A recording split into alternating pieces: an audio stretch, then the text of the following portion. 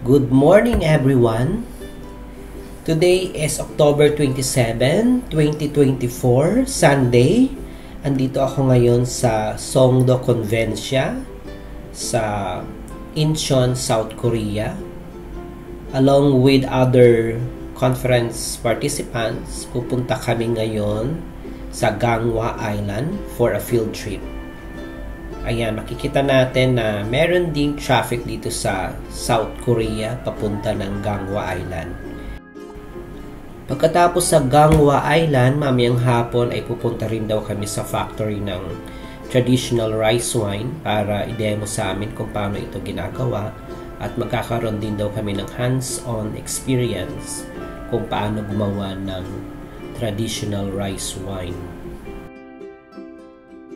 Ayan, patawid na kami ng Gangwon Island at habang umaandar ang bus, nagle-lecture ang aming tour guide about the history of South Korea at ang role na ginampanan ng Gangwon Island na naging daanan ng mga mananakop kagaya ng Mongolians at Japanese para sakupin ang South Korea.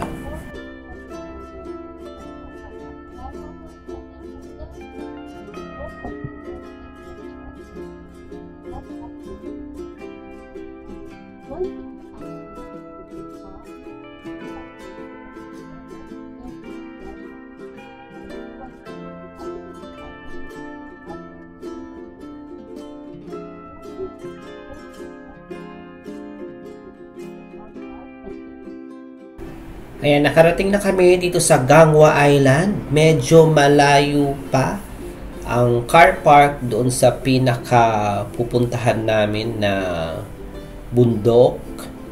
At maglalakad kami. So, good luck sa amin.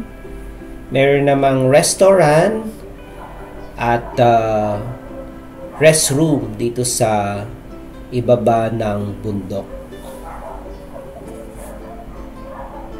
Ayan, tuwang-tuwa pa yung mga participants kasi kakaumpisa lang namin maglakad. Ewan na lang mamaya kapag nandun na kami sa taas. Habang naglalakad kami, ay nagle-lecture pa rin yung aming tour guide. Ayan, bumili siya ng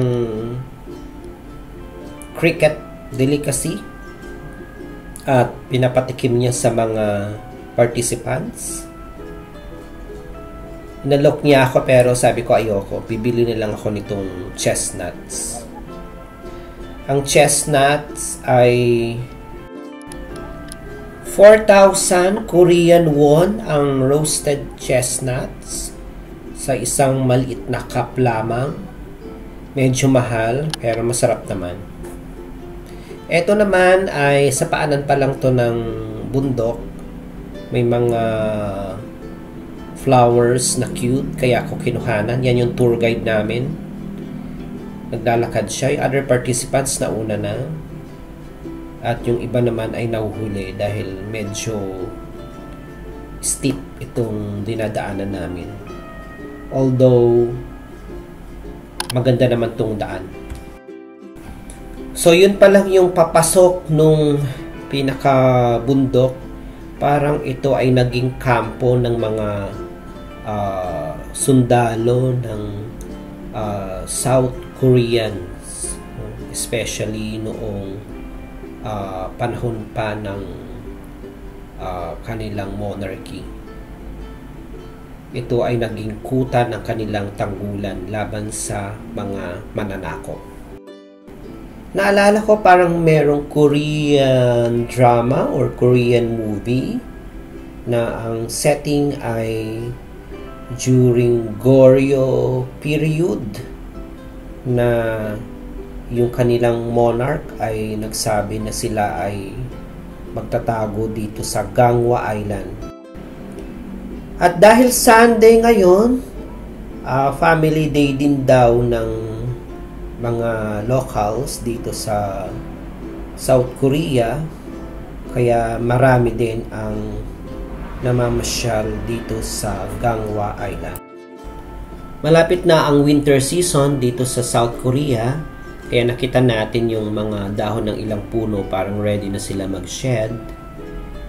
And please watch for the next part of our field trip dito sa Gangwa Island. Thank you!